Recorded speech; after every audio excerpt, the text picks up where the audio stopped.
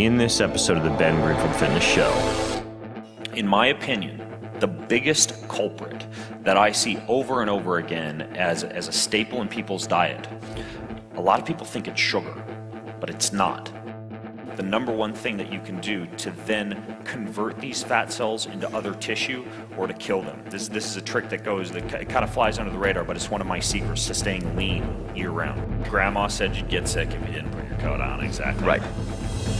He's an expert in human performance and nutrition. Voted America's top personal trainer and one of the globe's most influential people in health and fitness. His show provides you with everything you need to optimize physical and mental performance. He is Ben Greenfield. Power, speed, mobility, balance. Whatever it is for you, that's the natural movement. Get out there. When you look at all the studies done, studies that have shown the greatest efficacy. All the information you need in one place, right here, right now, on the Ben Greenfield Fitness Podcast.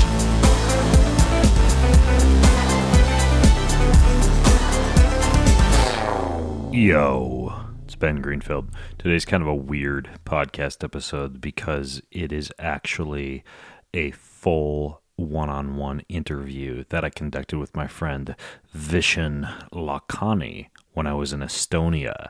This was recorded at Mind Valley University. But if you want to see the video version of this or check out a little bit more about the interview, just go to mindvalley.com, which is the website for Mind Valley, believe it or not, and do a search for Ben Greenfield. You should be able to find any articles I've written over there. And also the video version of the interview that you're about to hear, where he put me in the hot seat along with audience Q&A for a full hour. I think you're going to dig this one. Today's show is brought to you by Omax. Omax. I don't know why I say that like I'm a phone, what do you call them? Call girl? Call girl. It's my sexy, sultry voice. Omax is sexy and sultry in and of itself. It is the purest omega-3 fatty acid fish oil you can get your hands on. I'm going to tell you in a second how you can get it for free. But here's what's cool. You don't get any fish burps with this stuff because it's that pure. And they even have this cool thing they do called the Freezer Test Challenge, which basically means that if you freeze any other omega-3 supplement, it gets all cloudy, and that's all the filler. But the Omax 3 gel stays totally clear. It's that pure. And they clinically tested this stuff. It's pretty impressive, actually. How do you get a box for free, you ask? It's a great question. Go to tryomax.com/Ben. That's tryomax.com/Ben. Some terms and conditions apply. They said I have to say that. But ultimately, you get a free box if you go there. tryomax.com/Ben. This podcast is also brought to you by the website where you can find all of the formulations that I personally design and have made available to you, as well as some of the supplements that I really stand by, particularly those from Thorne. I don't know if you're familiar with Thorne, but they are well known, even in the medical community, for having the cleanest and most proven supplements that you can get. In other words, every single bottle can be traced back to the exact batch that it came from in the factory, and they cut zero corners when it comes to the quality and the efficacy of their ingredients. Not only do I feature the Keon supplements over at getkeon.com, but I also feature the best deals that you can get on Thorne supplements, better deals than you're going to find other places on Thorne. May I recommend to you, if you go there, get their Mediclear SGS. This stuff is the cleanest burning meal replacement powder you're going to find, bar none. It actually heals the gut. I have some people I work with who have kind of messed up guts, and they're literally eating this stuff for breakfast, lunch, and dinner, like a 30-day protocol of it. It's pretty amazing. So go to getkeon.com, getkion.com. Check out all the fancy stuff over there. So please give a big round of applause to Ben Greenfield.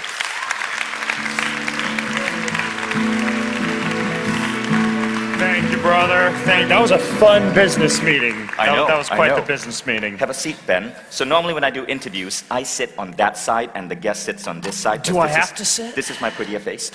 But Ben insisted on sitting on that end because this is where his tattoos are. Oh, yes. It gives him instant credibility. Instant When credibility. you want to Well, learn fitness, you gotta trust a guy with a tattoo. my nose piercing is on this, and my tramp stamp is on the backside with the butterflies and the barbed wire. So we could have just perched backwards. And it's so good that the kids are actually in a separate room. It's some of them. There's some children. We can clean through. Those were organic herbs that we were vaporizing in the sauna, children. So one of the things that's really interesting about Ben, and you guys are going to get a chance to ask Ben questions. In fact, some of you already posted questions last night on Facebook when I mentioned that this interview was going to be happening, right? But one of the most interesting things about Ben is he's not just going to talk about biohacking, but this guy is weird. Last night we were at the 4th of July party. We had our hot dogs, we had our beer, we had our burgers. And by the way, Ben isn't one of those guys who will question every waiter. Does this contain gluten? You know, see, he will have fun in the right occasion. I know how to eat sweet potato fries soaked in mayonnaise. And you know how to enjoy a burger. Yeah. But then Ben would look down at the grass and he'd go, Vishen, you got to try that plant. And then he'd jump over the fence. He would pick up a leaf and stick it in my mouth. I felt like a goat, but it was actually delicious. It is true that wilderness grows up from the cracks of a sidewalk in a city, and people do things like mow their lawn and pick the dandelions out, when in fact that is one of the most powerful liver tonics that you can make a smoothie from. Or last night, what I gave you was wild nettle, stinging nettle. It's one of the most protein-rich, nutrient-dense plants that you can get your hands on. And not only that, but what I gave you was the seed from the top of the nettle. You walk into a supplement store and they'll charge you $60 for a bottle of that to enhance your testosterone, guys. And you can find this stuff just sitting around in nature if you educate yourself. You know, there's a variety of different plant foraging books and plant foraging apps, and my boys are sitting over there. We use one called Flower Checker, where you can just take a picture of any plant, and within 24 hours, a team of live botanists on the other end identify the plant for you and tell you what you can eat and what's good, and you can build your own online herbarium. And when it comes to living a long time, you know, you talked about living an extra 3 to 5 years by listening to my podcast, assuming you're not doing so, smoking a cigarette and driving around in your car with your butt planted in a chair for 8 hours a day. One of the things I talk about is wild plant intake, legume intake. These are two of the 5 characteristics that you see prevalent amongst all blue zones, these areas where there are a higher than the normal level of people who live a very long time. You also see absence of smoking. You see a large amount of time spent with family and love and in social relationships. You don't see people exercising much. You actually see very little exercise in a box, stepping into a CrossFit WOD, beating yourself up with a barbell. Instead, people engage in low-level physical activity, usually in nature, all day long. So it's very interesting what we can learn from a lot of these populations. But yes, something as simple as learning how to identify wild plants that grow in nature around you, and rather than picking them up or mowing them to pieces, you eat them, put them in smoothies. That's fascinating. So in the Blue Zone study, so the Blue Zone is a concept that identifies areas in the world where people live an unusually long amount of time. For example, in Sardinia, you get 10x the number of people living to their hundreds as you do in the United States. So scientists study this, they label these areas blue zones, and Ben, it's also where you find a lot of Smurfs, these blue zones. It's crazy. And Ben, you're saying that it has little to do with exercise, but more to do with moderate activities such as walking and with eating healthy. Exactly. You know, when you look at the way that society is built, whether it's the doctor's office, whether it's, I mean, ironically, as it can seem, even a conference room, you know, full of chairs, cars, commuting, etc., we spend a lot of time sitting.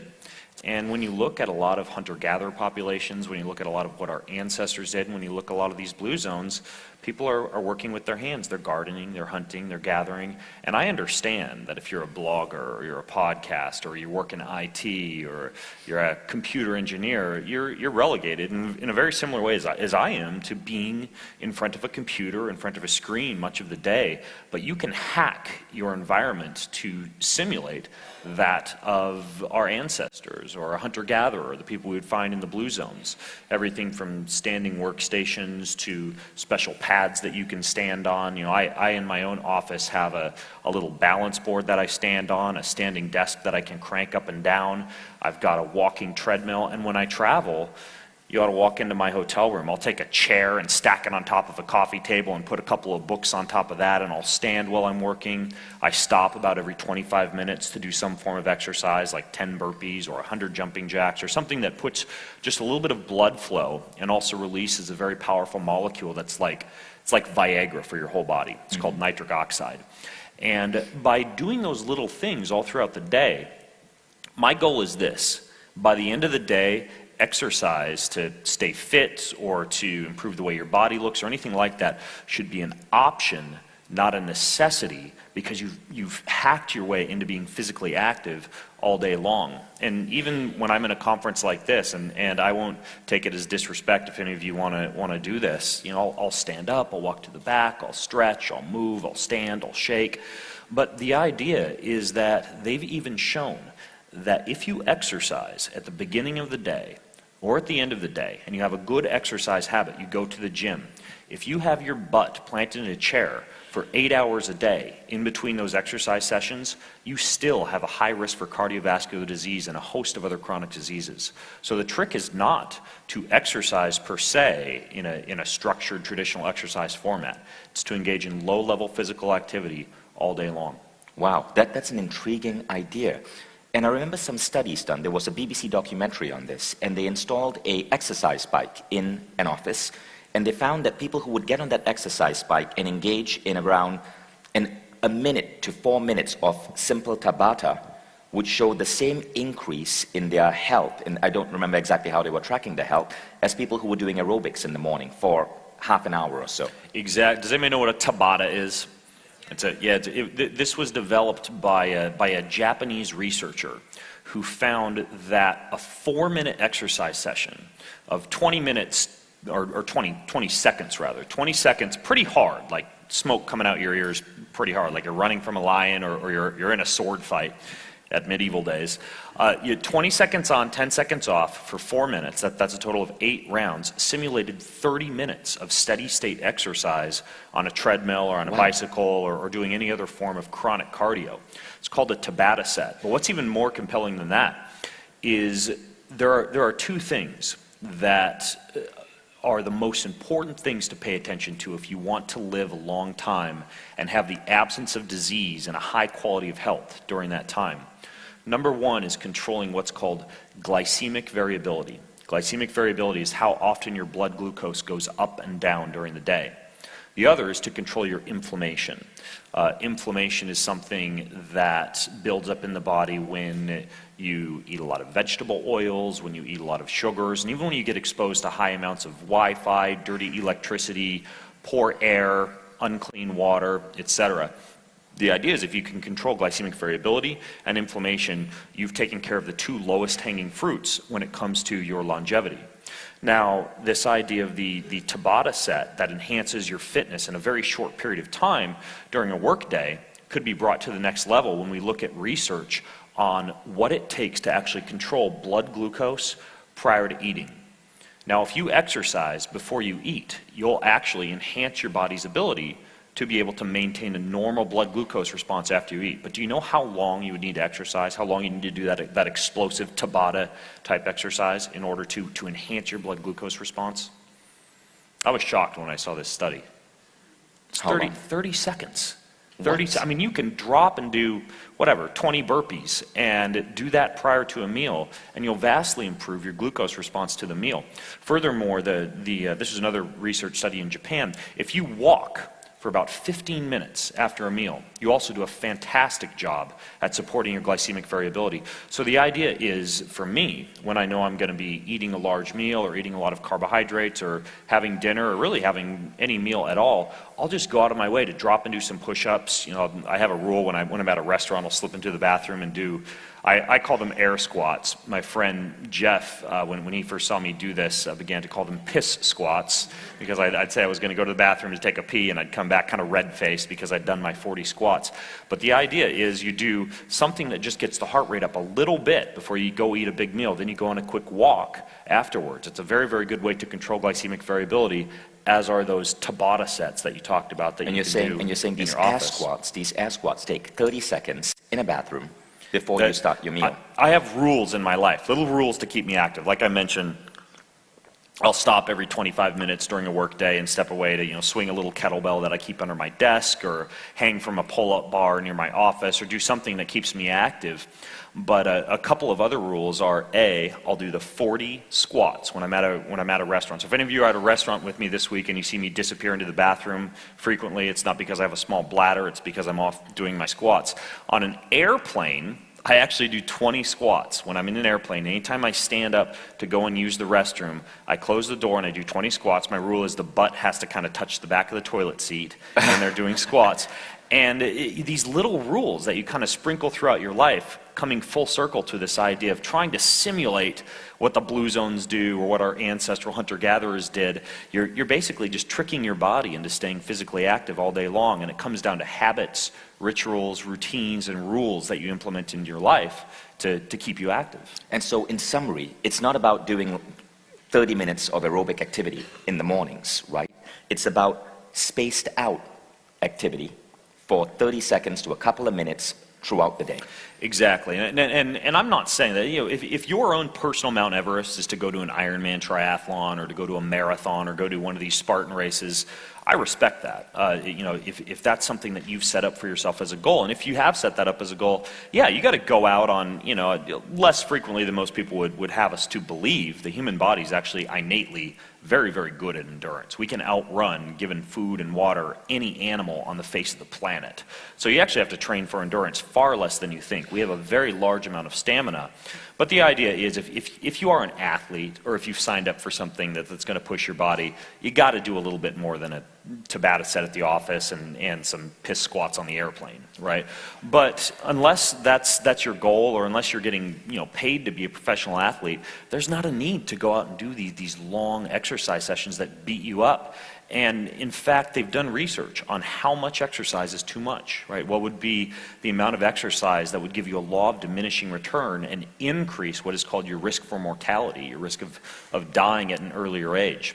Now, for aerobic exercise, for this long, steady state cardio, to avoid things like arterial stiffness and cardiovascular disease that can result from excessive exercise, if you do anything more than 90 minutes, which for a lot of people, that's a lot of exercise, but you'd be surprised at the number of people who are actually out, doing a lunchtime run and an evening bike ride and getting out in the morning, or you exceed 60 minutes of intense exercise on a daily basis, you actually see a law of diminishing returns, and it's a parabolic curve with an increased risk of mortality if you exercise too much. So it's very, very surprising what it comes down to when you're looking at physical activity. It's low-level physical activity spread throughout the day, it's brief sprints here and there, and it's lifting heavy stuff every once in a while.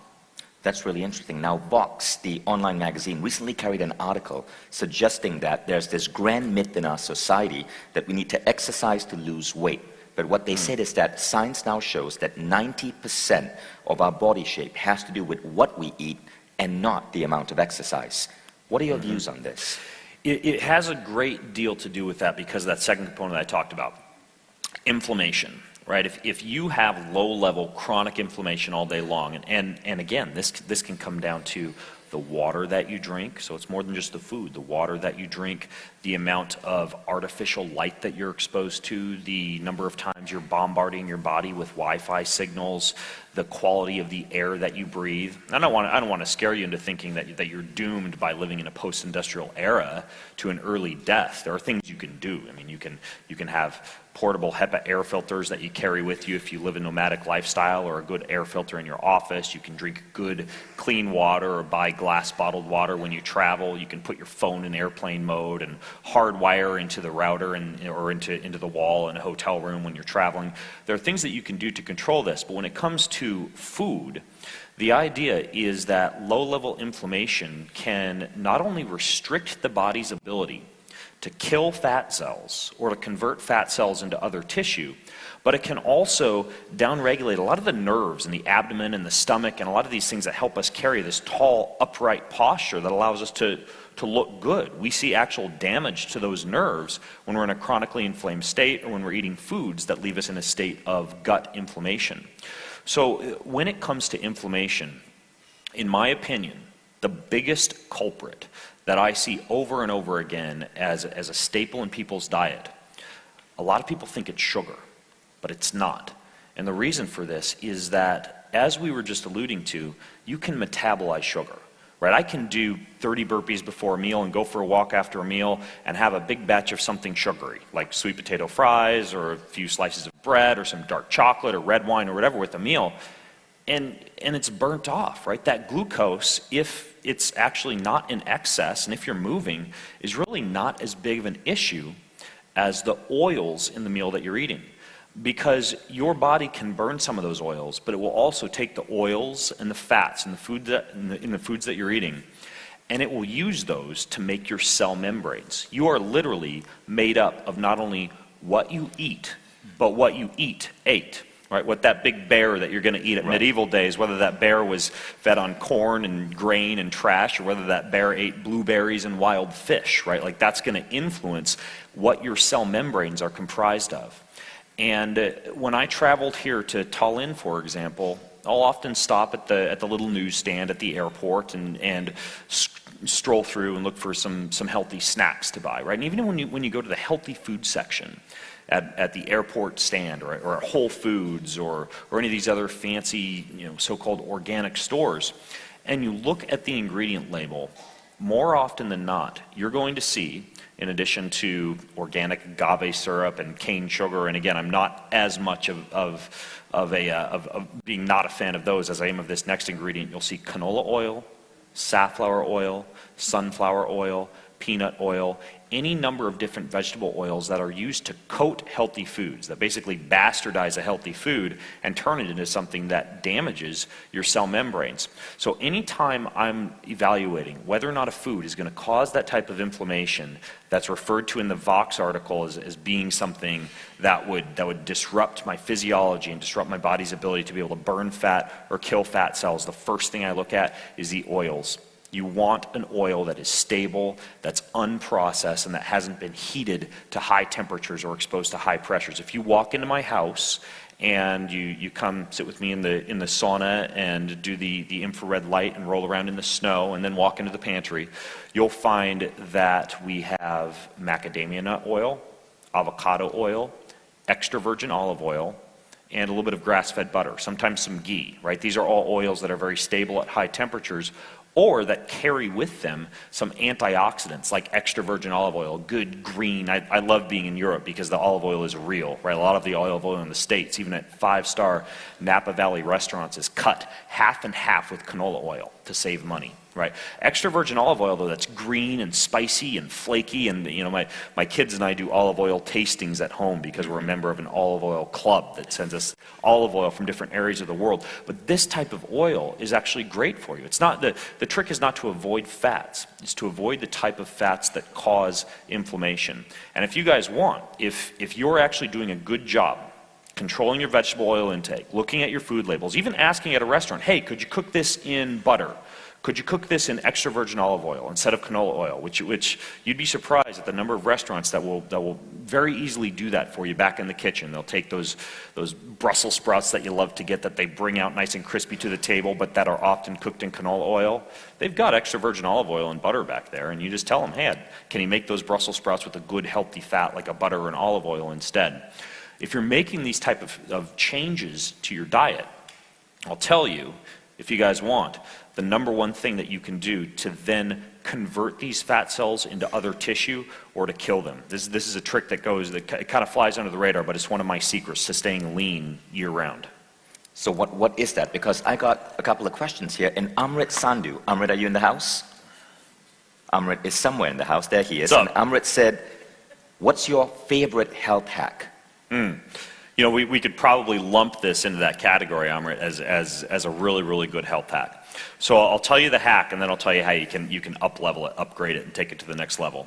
So the hack is this, and you've already been given a big clue in the first minute when Vishen was showing you that video. It's cold. Cold exposure in the absence of inflammation is one of the best ways to take fat cells and convert them into metabolically active tissue or to kill them. There's this myth going around that you can't kill fat cells, that you're stuck with whatever you have for the rest of your life, and they're just waiting there like greedy little cells ready to soak up calories and get bigger. That's not true. You can kill them, and you can convert them into other cells if inflammation is absent, and then if you get cold exposure on a frequent basis. Heat works pretty well also, which is why I like to do the hot and the cold. What you saw Vishen and I doing at my house, I do that on a frequent basis. My kids do it too. We'll go and sit in the sauna, then we go jump in the cold pool, then we'll get in the hot tub. If it's snowy outside, we'll go roll around in the snow. Exposure to temperature fluctuations is fantastic for pushing these fat cells into a different state. Go ahead. He just said exposure to temperature fluctuations is fantastic. Thank you, Ben. You guys cannot blame me now for the Estonian weather, right? There you go. Minus 13 on one day, 27 on the next. Yeah. Thank you, thank you. Yes, the tall end gods are bipolar, I swear, because it's all of them, and it's light at 3 a.m. Anyways, though, so cold exposure, how do you do that? Especially if you live in a hot environment? Well, of course, cold showers are the glaringly obvious solution to this. If you live in an area like this, where there's great cold water coming from the tap, you can simply stand in the cold water for 2 minutes at the beginning of the day and 2 minutes at the end of the day, which, by the way, at the end of the day, is fantastic for sleep, because your body will not enter a state of deep sleep unless your body temperature is low. One of the best ways to get your body temperature low at the end of the day, aside from keeping your room temperature low and not sleeping with too many blankets, is to take a cold shower at some point towards the end of the day.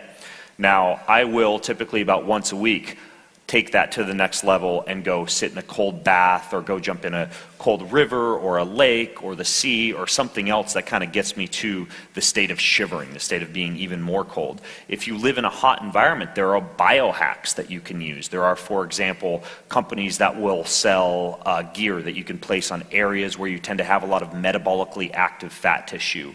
Like there's a company called Cool Fat Burner, and they make like these vests and waist belts that you can wear that you can actually pack ice into and keep your body cold while you're working. If you have a lot of fat to burn, it's actually a very, very good solution. Another thing that you can do was taught to me by a guy named Ray Cronice. He was first featured in Wired magazine, runs a metabolic laboratory. He's a former NASA materials engineer. And he developed what he calls the shiver system.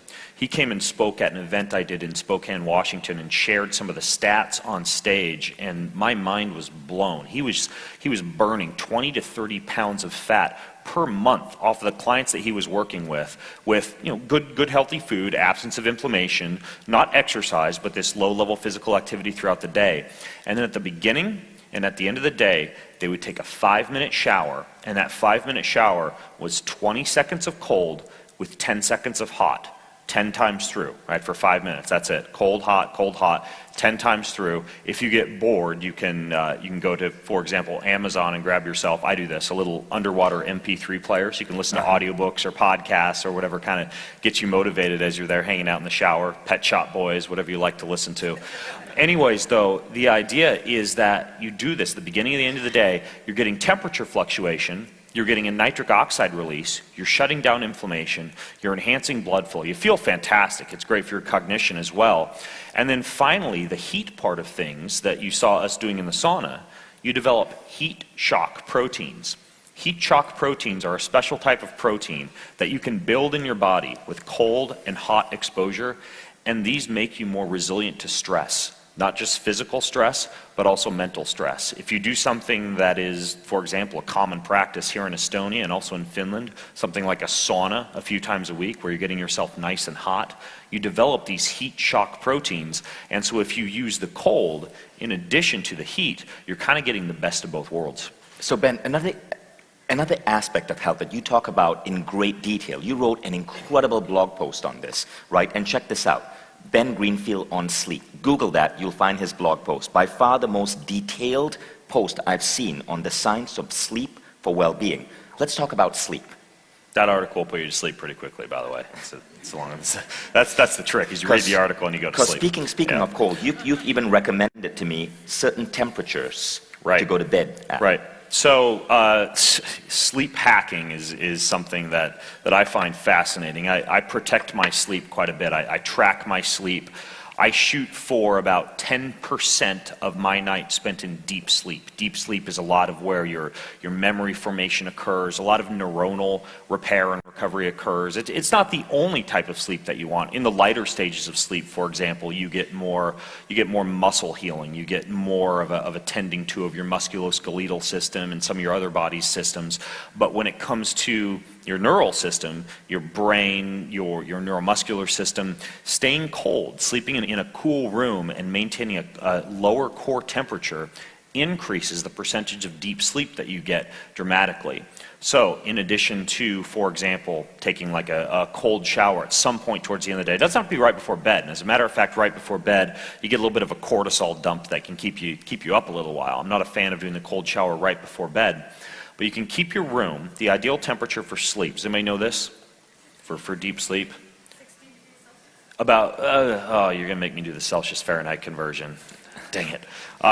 It's 64 to 66 degrees Fahrenheit. So I'll convert that. You could do the conversion, get your said- app out. Just repeat that again. 64 to 66 degrees. So when I walk into a hotel room, the first thing I'll do, what would we get, 19? Yeah, about 19. So I'll adjust the temperature to 64 to 66 degrees. Exercise. So that's roughly 18 degrees Celsius, 64 degrees Fahrenheit. Yep.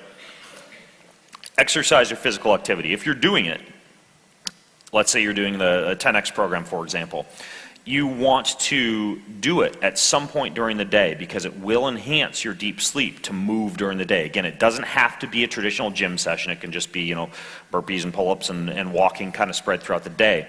But you want to finish any exercise session that you do, preferably at least 3 hours prior to when you want to go to bed.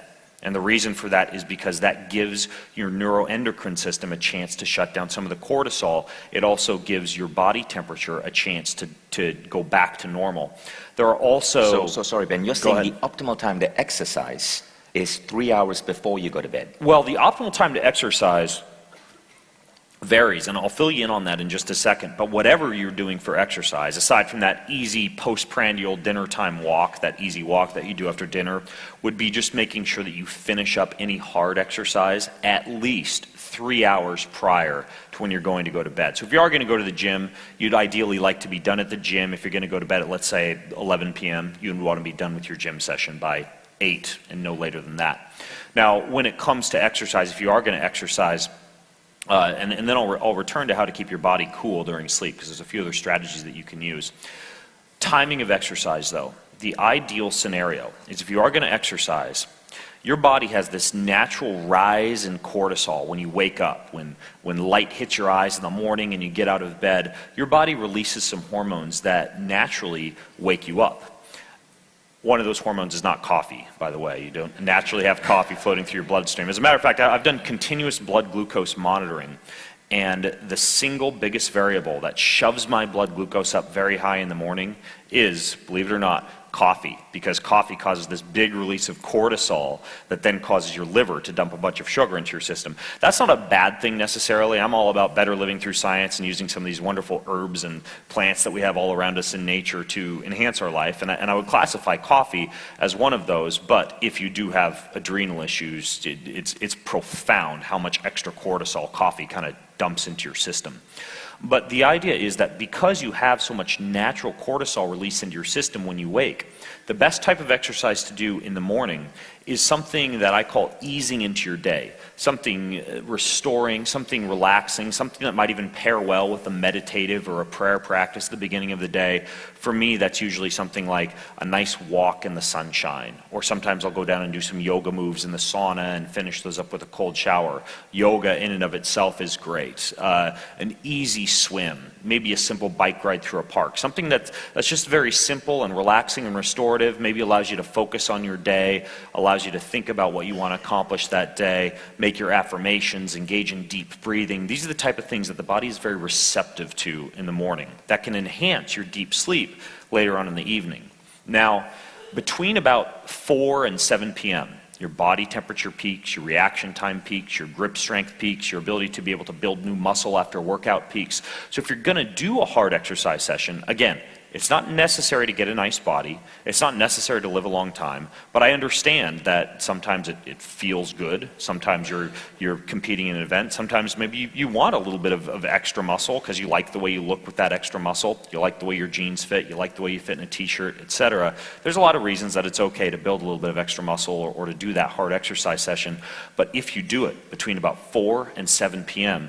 is the ideal time to do that hard exercise session, with the cool thing being when it comes to that is that you're getting that hard thing in before dinner. So if dinner for you is a very social event, if you, like me, have big family dinners where you're having red wine and dark chocolate and sourdough bread and sweet potato fries and a lot more of kind of the rich carbohydrate dense foods, your body's very primed to be able to deal with that blood glucose. So I know a kind of a little bit of a rabbit hole when we were talking about the cold for sleep, but as far as the timing of the exercise, that's the scenario I use for myself and for most of the clients that I work with, is we do the easy thing in the morning to ease ourselves into the day, and then as long as the schedule permits, the harder thing kind of towards the end of the day.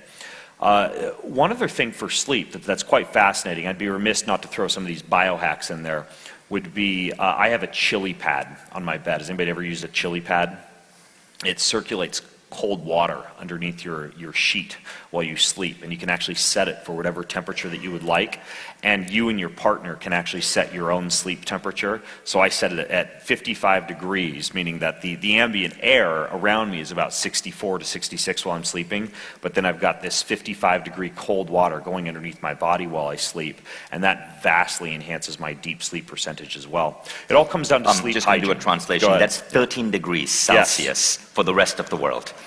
This is like when I speak in Japan. I say something and I have to stop so that they can translate this into Japanese. Celsius to Fahrenheit. Very simple. Hey, I want to interrupt today's show to tell you that it's no secret that I'm not strictly gluten-free. Now, before you gasp in horror, I should note that in those rare instances where I do eat gluten, it's usually sourdough bread that my lovely wife makes, which involves fermenting heirloom wheat. This massively reduces any inflammation or gut irritation that could normally come from gluten consumption. But that said, there's research at Harvard that says that all gluten is inflammatory and triggers an autoimmune response, not just in celiacs. That's all people. And unless it's pre-digested perfectly through something like sourdough fermentation, the human body is pretty much incapable of digesting gluten. Not if the human body is fermented. If the gluten is fermented, it's okay. But otherwise, it's not a good idea. So most restaurants and food facilities are not gluten-free, so you get a lot of cross-contamination. Ultimately, the best way to get around all of this is this stuff called dipeptidyl peptidase. Now, that's a big word. That's a protease. It breaks down the exterior coating of gluten protein. And there's a supplement called Gluten Guardian, and it's the only supplement out there I'm aware of that has this dipeptidyl peptidase enzyme in it in such high amounts that it allows you to, say, pound an entire pizza, pop some enzymes, and still feel like $1,000,000 after. No, you're probably still going to feel pretty crappy if you pound an entire pizza. But let's say somebody brings this fantastic bread to your table at the restaurant. You want a little bit of help. You pop this stuff. You're good to go. It's called Gluten Guardian. So I'll tell you how to get a 10% discount. Go to glutenguardian.com/Greenfield. That's glutenguardian.com/Greenfield. Code Greenfield saves you instant 10%. So if your vice is partaking in rare glutinous delicacies, this is right up your alley. glutenguardian.com/Greenfield. This podcast is also brought to you by a fantastic company that uses science and data to get you low rates on life insurance. So if you run or you bike or you strength train or you work your butt off, what the heck? You should be saving money on your life insurance. And this company goes to bat for you and gets you savings that are exclusive to what you'd get by working with them. They're called Health IQ. 56% of Health IQ customers save between 4 and 33 whopping percentage points on their life insurance. So just like saving money on your car insurance for being a good driver, Health IQ saves you money on your life insurance for living a health-conscious lifestyle. Lucky you. Pat you on the head. Give you some extra cash for your wallet. Boom. Done. It's easy. You learn more and you get a free quote over at healthiq.com/Ben. That's healthiq.com/Ben. Anyways, though, The idea behind sleep hygiene, though, is you have cold, and you're already a little bit more informed about cold. And then a few other necessary components of sleep hygiene that, of course, how many in here are traveling to be here, right? And having to deal with the 3 a.m. sunrise and the jet lag and the light and the crazy fluctuations in temperature and everything else that can affect your sleep. Well, maintaining a cool temperature is one thing. Another is absence of artificial light, absence of blue light at night. And in that sleep article that Vishen referred to that you could find, if you just search for the last one I wrote, it might still be on the front page of my website. It was about 4 weeks ago. I wrote a really comprehensive sleep article. I talk about things that you can install on your computer to lower the amount of blue light that they produce. I even give a little hack for your phone where you can set it up so it only produces red light or grayscale light at night. You can also, of course, wear what I call birth control for your head, which would be these blue light blocking glasses, the very unattractive, slightly creepy blue light blocking glasses you see a lot of biohackers wearing. They actually do work. They do a great job of making you sleep. As a matter of fact, if I try to watch a TV or a documentary or a movie at night and I have these on, I get sleepy because it blocks so much of the blue light from coming off the screen. But absence of artificial light in the evening is another necessary component of sleep, along with presence of lots of natural light during the day. Being outdoors, taking that morning walk in the sunshine, etc. So we have light, we have a cool sleeping environment, and then we have silence or something to cover up the noise. Has anybody in here ever used binaural beats or white noise? These actually work really, really well, especially when you're in travel scenarios. Like I'm staying in an apartment down in Roterman City, and it's close to the road, and so what I do is I have a little app called Sleepstream. And even though my phone is in airplane mode, it's beside my bed, and it's playing this white noise called Sleepstream. And I'll often even pair that with something called sleep phones, which they're soft headphones that allow you, if you're a side sleeper, to kind of play this in your ear and cover up noise. And this app that I use called Sleepstream is like a DJ for sleep. I'm not financially affiliated with them or Flower Checker or any of these other apps I'm talking about. I just like them. But this Sleepstream plays white noise and then also plays binaural beats. So you can kind of do both at the same time while you're trying to lull yourself to sleep. So anyways, those are the big three. Would be cold, the absence of artificial light, and then also trying to use noise or sound or else eliminate noises and sounds from around you while you're sleeping. So we've spoken about food, we've spoken about exercise, we've spoken about sleep. Now, Sarah Capaci. Sarah, are you in the room? Sarah's right there. Stand up, Sarah. So Sarah has a question for you. Sarah asks, what are your thoughts on nutrigenomics, which is eating according to one's genetics? Ooh, can of worms. Nutrigenomics. So the idea is that, and there's actually a great book about this called The Jungle Effect by Dr. Daphne Miller.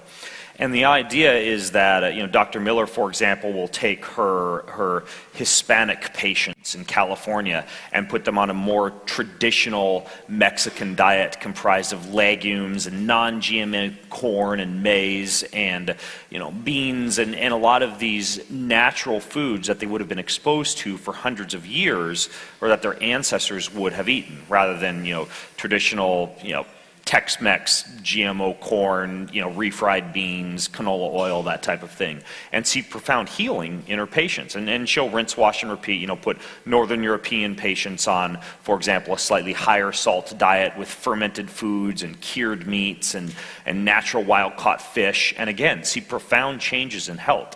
And the idea is that it is actually, and it makes sense, right, logically. You look at what your ancestors would have eaten, which you can elucidate by talking to your grandparents or going off and doing a salivary genetic test, such as a 23andMe genetic test. You can look at and investigate what your ancestors would have eaten and try and simulate something close to that. Now, I understand that we live in an era in which we've got a lot of mutts like me. I'm a little bit of Spanish, a little bit of Italian, a little bit of Australian. I'm all over the map. And so for me, rather than necessarily getting really confused about whether I should eat the Spanish diet or the Mediterranean diet or a Northern European diet or whatever, I take a little bit of a deeper dive and I look at my genetic factors that allow me to do certain things. Like, for example, I've tested my genetics, and it's shown that my body produces a lower level of what are called endogenous antioxidants than the average person. So I go out of my way to do things like supplement with glutathione and eat a lot of wild plants and flavanol and polyphenol-rich dark fruits and vegetables and give my body a little step up in the antioxidant department. I also know that my body, unfortunately, metabolizes alcohol very poorly. So when I consume alcohol, I actually will do things like, take activated charcoal to soak up some of the acetaldehyde. I'll use supplements like SAMe and molybdenum and a few other supplements that allow me to be able to process alcohol a little bit better. I know that I carry the gene that does not allow me to digest lactose quite as well. So if I'm going to have dairy, I'll consume fermented dairy, where the lactose sugars are pre-digested, yogurts and kefirs and things like that. Rather than, let's say, milk or pasteurized and homogenized yogurt or any other type of dairy in which the bacteria have been killed because the bacteria help to digest the lactose in the dairy. Now, the way that I did that, the way that I figured all of that out, was I took my 23andMe results, and these are very, very simple to get via salivary test, and I exported those to a website that gave me a host of information about where I'm at genetically and the way that I personally not only should be eating, but fascinating enough, even exercising, right? Like whether I should be doing fast and test exercise as my staple or whether I should be doing more endurance-based exercise as a staple. And there are two websites I found that were really good for this. One is called 23andYou.com, and the other is called Stratagene. Stratagene is a website run by somebody who I consider to be one of the world's leading people to follow if you really want to look at how to treat your body based on its genetics. His name is Dr. Ben Lynch. He wrote a really good book called Dirty Genes, and it walks you through via questionnaires and quizzes how to kind of identify what type of supplements you should be including, what kind of foods you should be avoiding, what kind of foods you should be including. And if you want to take that to the next level and go past his book and kind of the subjective qualitative questionnaires, you can go to his website, you can upload your genetic data, your raw genetic data, and get this big printout of all the different cycles that you're strong in, that you're weak in, and you can really customize your diet with laser precision. That website is Stratagene, Stratagene, Stratagene. So yeah, we live in an era where dietary customization is fascinating. So you first have to go to 23andMe, 23andMe, sign up for that DNA kit to be sent to you. And by the way, they will ship to Estonia. And then you spit in that vial that they give you, you send it back to them, and all your genetic data will now be available to you on 23andMe. And if you have difficulty, that and you upload it to Stratagene. If you have difficulty dripping your saliva into a tube, here's the trick that I found that works amazingly. Sniff peanut butter. I sniff peanut butter and I start salivating. I'm like Pavlov's dog with peanut butter. So get out the peanut butter, you sniff the peanut butter, and I personally just start to drool when I sniff peanut butter. You have a hack for everything. There you go. So speaking of hacks, so one of the people watching the live stream, so we're actually Facebook living this on the Mind Valley fan page. So all of you watching, this is a big shout out to you. So one of you posted this question, and this person's name is Magda, and she said, Ben, tell me how to stay young and strong forever. How to stay young? Wow, I would be a billionaire if I could answer that question. Well, let's keep it to staying young. What are your best tips for slowing down aging? Exactly. We talked about the blue zones, right? Absence of smoking, wild plant intake. We see legume intake, and that doesn't mean you got to go out and have beans with every meal. That could get a little bit annoying to your housemates or to your family if that were the case, especially if you're me. But the idea is that the reason that legumes work so well, it alludes to something that I referred to earlier. Does anybody know why legumes are correlated with longevity or with these blue zones? Glycemic variability, which I talked about. They're very slow digesting carbohydrate. That doesn't, seeds and nuts can act similarly, as can being careful with the times that you eat carbohydrates, etc. But the overall picture is you reduce your glycemic variability. Time spent outdoors, social life, etc. But one of the things that I found through telomere testing took 17 years off of my biological age. Meaning you can test the rate at which your telomeres shorten. And when I first began testing, I was 34, and my biological age, as I was finishing up a career in Ironman triathlon and still hadn't gotten fully onto the kind of like the caring for my stem cells bandwagon and some of the other things I'll tell you about, I was 37 biologically, 34 chronologically. The next time I tested, I was 35 chronologically, and I was 36 biologically. On this last test that I did, I was 37 chronologically and 20 biologically. And the one change that I made was I began to focus with very intense precision on caring for my stem cells. Now, I personally did, and Vishen's done something like this too, I did stem cell injections where I actually had my fat cells extracted from my back via, honestly, it's like liposuction. They take a big needle and they stick it in and out of your back. They suck out the fat cells and then they grow them and they extract your stem cells from those. I did the same thing with my bone at a place called Forever Labs in Berkeley, where they went in through the bone, they took out bone, they concentrated the stem cells from that. And I actually have the 34-year-old me stored, so I can re-inject that into my body, into my joints at any given time. But that's an expensive procedure, and I realize that not everybody is going to go out and get foot-long needles shoved into their back and anvils shoved into their hips to extract stem cells.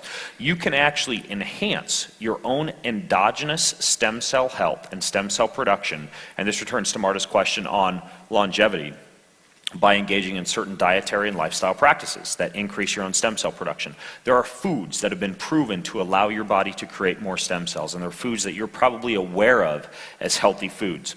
Blueberries are one. Aloe vera is another. Chlorella is one. Colostrum is one. Coffee berry fruit extract is one. There's a host I think it was about 4 or 5 months ago, somebody asked a question about increasing their own stem cell production on my podcast, and I gave a full list of things that you can eat to increase your own stem cell production.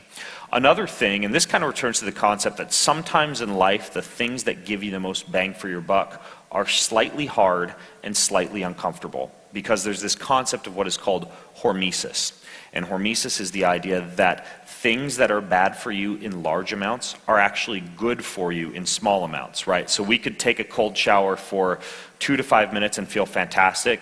We could take a cold shower for an hour and walk out of there just like cold and shriveled and stressed out. And if you stay in cold for too long, obviously you'll die of hypothermia. We could stay in the sauna for 30 minutes and get this big increase in red blood cell production and heat shock protein and nitric oxide, or we can stay in there for 90 minutes and get a cardiovascular incident from loss of mineral production and basically the body getting to the point where it's so dehydrated the heart doesn't work anymore, right? You can go out in the sunlight and get all this fantastic vitamin D and near infrared light and far infrared light and collagen production for your skin and testosterone production and everything that sunlight gives you, and then you could stay out there for 2 hours, burn yourself to a crisp, and increase your risk of skin cancer. Right? They've even shown that the low levels of radiation that we now find around areas like Chernobyl are actually helping some of the rodents there in that area live a longer period of time. Do not say that Ben Greenfield told you to go move next to a nuclear disaster waste site, but you get the idea, right? So you subject your body to hormesis, and by subjecting yourself to small amounts of cold, small amounts of heat, small amounts of exercise, which as you learn can kill you in large amounts but is good for you in small amounts, by exposing your body to wild plants, which are actually stressful to your body. They actually build up these natural defense mechanisms that resist digestion, that cause your body to churn out its own antioxidants, but insane amounts, right? Not 2 pounds of kale a day, but a little bit of kale in your morning smoothie, for example. You actually are subjecting yourself to hormesis. Now, one of the most powerful forms of hormesis that will increase your own endogenous stem cell production and help you to live a longer time. Does anybody know what it is? It's slightly uncomfortable, but it's one of the best things you can do, and an enormous number and a growing body of research has shown this to be one of the best things you can do for your longevity and your health. Fasting. Fasting, yes, exactly. So yes, you said 5 days. So the researcher Walter Longo has shown that 2 to 4 times per year, an extended 5-day fast moves the dial the best. Now, I know that's uncomfortable for a lot of people. I'm personally a foodie. It's complete torture for me to go 5 days without food. Ease yourself into it. Don't think that you need to go 5 days without food. The magic number of hours at which things like cellular turnover, what's called cellular autophagy, a programmed cell death, stem cell production, etc., kicks in, it's at about the 16-hour mark. the 16-hour mark. So this idea of giving yourself about a 12 to 16-hour window each day in which you're fasting is a very smart move. Now what I do, and I've found this to be very sustainable for myself and for the people I work with, 12 to 16 hours I go without eating. So this means if I finish dinner at say 9 p.m., I'll go until at least 9 a.m. without eating. And if I have the capability to do so, and I'm not, if I'm traveling in an area and I'm at a fantastic hotel with a wonderful buffet, I'm not gonna, bite my finger and walk past it. I'll go enjoy life and go eat food, but I'll wait at least 12 hours before doing so.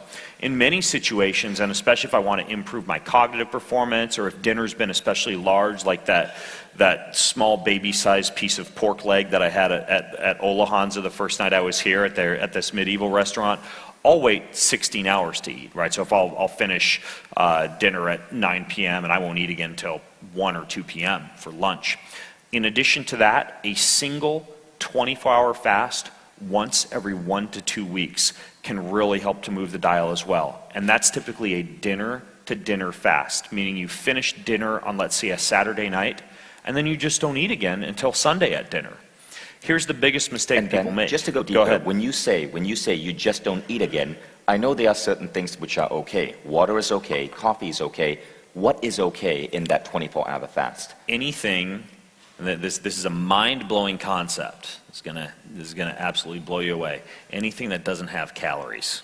Anything that doesn't have it's that, so people are like, oh, can I have my coffee with the stick of butter in it? Or can I have my fish oil supplement? Or, can I have bone broth? Well, all of those things technically have calories. Your body has to tap into those and kind of reset the cycle and everything before it gets back into a fasting mode. Now, those things won't spike blood glucose. They're not going to result in completely ripping you out of, let's say, a ketogenic state or some of the other favorable states that occur when you're fasting, but they strip away your body's ability to be able to get some of those stem cell and longevity benefits of fasting. So water's okay, some sea salt and minerals are okay. Supplements that don't have a lot of calories in them, right, like a multivitamin complex, things like that, those are all okay, but what you'd want to stay away from is anything that has actual calories in it. So just to give a practical example, I went for dinner with Ben, and we finished our meal at 9 p.m., and because it was a heavy meal, it was at a restaurant here. Now we ate like beast. We ate a lot of food. We ate a lot. We finished our meal this at 9 p.m. This guy can put it away, by the way. And then at Ben's advice, I simply skipped breakfast, and my next meal, my next calorie intake was at 1 p.m. That's a 16-hour fast. Now when I did that, I thought, oh my God, I'm going to be going on stage. I'm going to feel hungry. I get hungry and angry when I'm hungry. I'm going to start yelling at people. But what I actually found was pretty interesting. Firstly, I forgot I skipped breakfast. I was slightly hungry towards lunch, but I had the same amount of energy, the same amount of cognitive functioning throughout that day. Yeah, exactly. And what you'll find, even if you do this 24-hour fast, is about 2 p.m. you get hangry, right? You want to bite somebody's head off if they bug you, and you start dreaming about roasted chickens running around in your head when you close your eyes.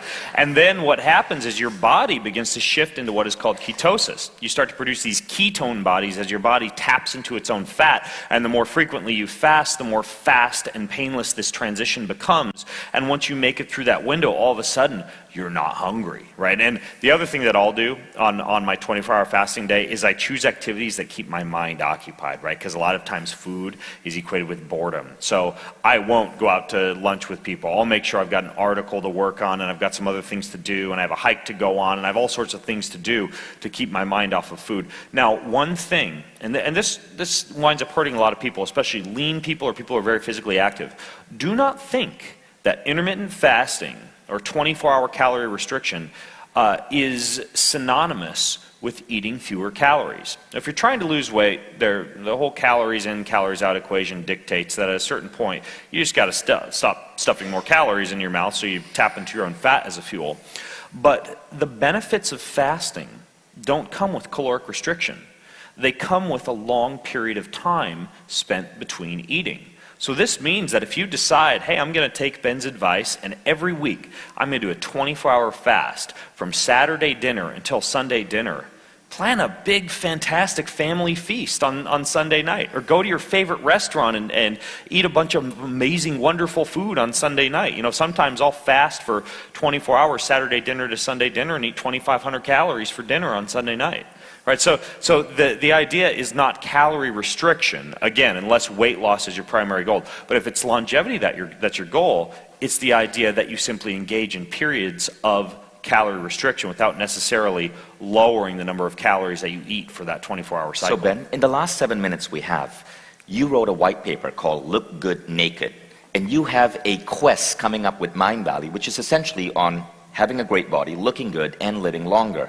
What would be your best tips for staying lean, for having, especially for men, for having a healthy body fat percentage, and for having good musculature? Bulimia. No, I'm just kidding. Just kidding. Sorry, that was insensitive.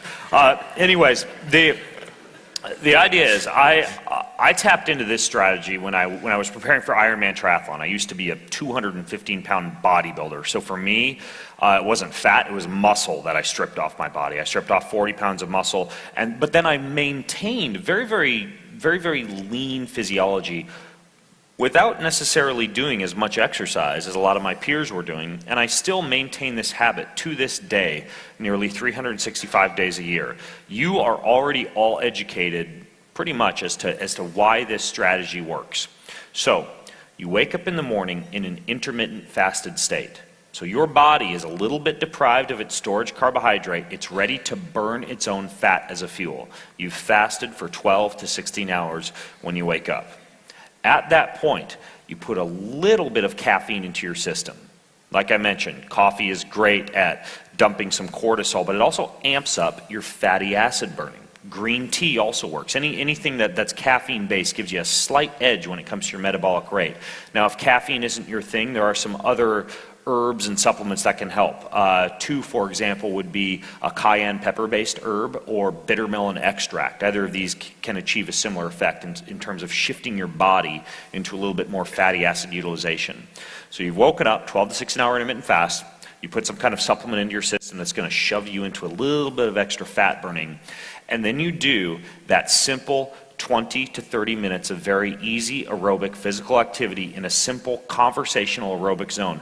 You're not stressing your body out when you do this. You're not finishing it up and feeling as though you got to go eat a couple of waffles with almond butter on them for breakfast and pat yourself on the back because you did this hard CrossFit WOD in the morning and you're stressed out anyway, so you want to eat. You also don't put yourself into a situation where, and this is very common based on human psychology, I worked out really hard this morning, so I'm going to sit for 4 hours at work. Right? Instead, it's a very easy session, so you're still motivated to stay active while you're at work. You're not super stressed out, but you're tapping into your own fats as a fuel. So you're fasted, you've got something in your system to increase the amount of fats that you burn, you move for 20 to 30 minutes, and then you finish that up with 2 to 5 minutes of cold exposure. A 2 to 5 minute cold shower, or maybe jumping in the river that's beside the walking path that you walk on, or anything else that exposes your body to cold. And then you finish up and you go along and you start your day, and depending on the scenario that you're in, based on what we were just talking about with fasting, maybe you're having breakfast afterwards, maybe you're not, doesn't matter because you didn't do a super hard workout that morning anyways. And I swear, that routine, when you perform it regularly and you make that a part of your habit, a part of your ritual, and that's the way that I stay pretty lean year round, that works fantastically. That's phenomenal. And where does food come in? So when it comes to food, the basic idea is pretty much what I've harped on already. Reduce glycemic variability by ensuring that when you eat carbohydrates, your body is very responsive to them from a glucose standpoint. You've exercised before, you're walking afterwards, you're being careful with how high of a glycemic index those carbohydrates have. So you limit the amount of times that your blood glucose goes up and down during the day, and you limit inflammation. You do those two things and you're going to equip your fat cells to be able to be converted into muscle tissue, and also to die a horrible, painful early death. And so, one of our last questions. This is from Verena Demetz. Verena, are you in the room? Verena, nice to see you. Front row, baby. So Verena asks, what do you think, we've learned a ton today, what do you think is the best way to keep yourself motivated to continue along this path? There's the idea of extrinsic motivation and public embarrassment for not achieving your goals, which I'm actually a fan of that, versus intrinsic motivation. I'm just going to try really hard and make this happen. There's a fantastic new book by author Benjamin Hardy called Willpower Doesn't Work.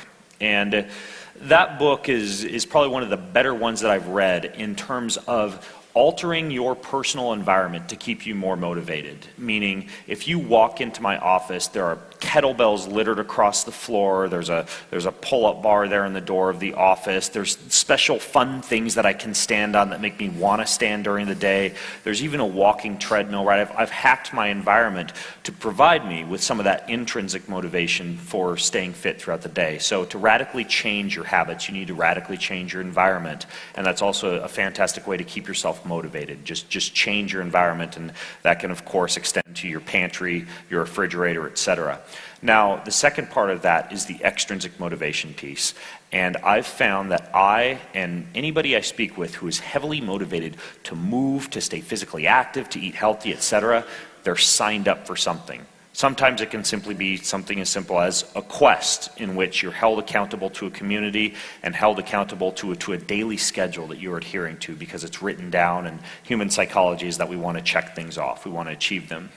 But I also like to encourage people to sign up for events, right? I always have something on the schedule. I always know 12 months from now, I got to travel to Iceland to do a Spartan race, or 4 weeks from now, I am signed up for my local community 5K that I already registered and paid my $30 for, right? Like, I always have something on the schedule that I can look forward to that provides me with, in addition to my intrinsic motivation, the environment I've created for myself, extrinsic motivation, fear of public embarrassment, knowing that all my friends I told on Facebook that I was going to go do this, this 5K or this marathon or, pick your poison, I've held myself to it because I've told the world, hey, look, I've committed myself to this. So that's what I do.